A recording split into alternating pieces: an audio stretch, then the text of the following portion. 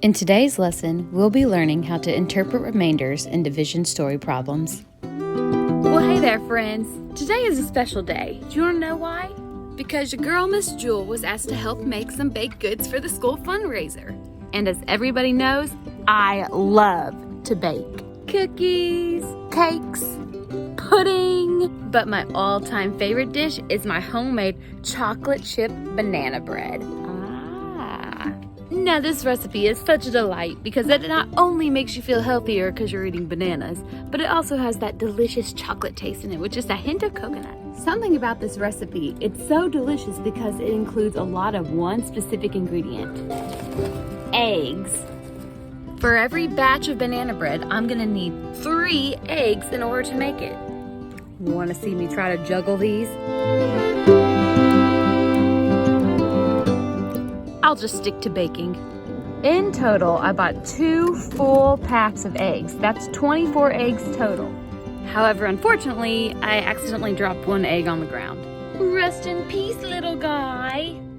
So now I only have 23 eggs. If Miss Jewell has 23 eggs and wants to make banana bread with 3 eggs for each loaf, how many loaves of banana bread can Miss Jewell make? So I'm going to be putting those eggs into groups of 3. So I have 23 eggs, putting them into groups of 3 for each loaf. I'm going to be using the operation of division, 23 divided by 3. And 23 divided by 3, I'm choosing to use an area model to solve my division problem. I know that I can pull out the equation 3 times 7 to equal 21. So I'm going to subtract 23 minus 21 to get 2. So now I have a choice I need to make.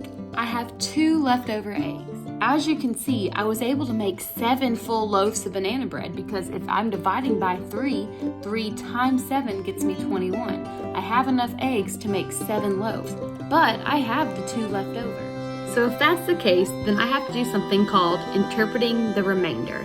When I interpret the remainder, I need to decide what I'm going to do with it in order to correctly answer my story problem. In some cases, you're going to ignore the remainder. That means you don't pay attention to it completely.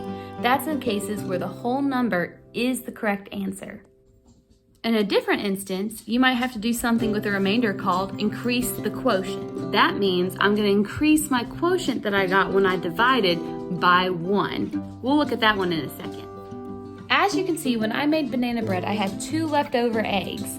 Can I make a recipe with only 2 eggs? Can I make banana bread? The answer is no. Bottom line, if the recipe calls for 3 eggs, I need 3 eggs. So if I only have 2 eggs, I cannot make the recipe or else it's gonna taste like doo-doo. So in this instance, it's one where I'm going to ignore the remainder. How many loaves of banana bread can Miss Jewell make for the fundraiser? Now let's look at a situation where we might have to increase the quotient. Miss Jewell bought a bunch of new highlighters for her classroom. My precious. She decided to store them in bags of 3 for her students. If Miss Jewell had a total of 23 highlighters, how many bags would she need to store all of the highlighters? Also keep in mind that she cannot have more than 3 in a bag. So just like last time, I'm putting something I already have, 23 highlighters, into groups of 3 for the students to use. So I'll be solving 23 divided by 3. In this instance, I'm going to use partial quotients to solve. I'm going to use 23 divided by 3. I'm going to pull out the 3 times 7 like we did with our area model to get 21. 23 minus 21 is 2. My whole number, which is my quotient, will be 7 with a remainder of 2. In this case, my quotient is 7. I have to need another bag for these 2 extra highlighters. So I'm going to increase that quotient by 1 to add that extra bag. 7 plus 1 is 8. So that means Miss Jewell will need 8 bags to fit all her highlighters. So the bottom line is it's very, very important to look at the situation from a bigger picture when you're deciding whether or not you're going to increase the quotient or ignore the remainder. Interpreting remainders is hard, but I fully believe that you all can do it. Now, I don't know about you all, but I need to get my bake on. So excuse me as I go bake all this banana bread. This is Miss Jewell. Catch you next time.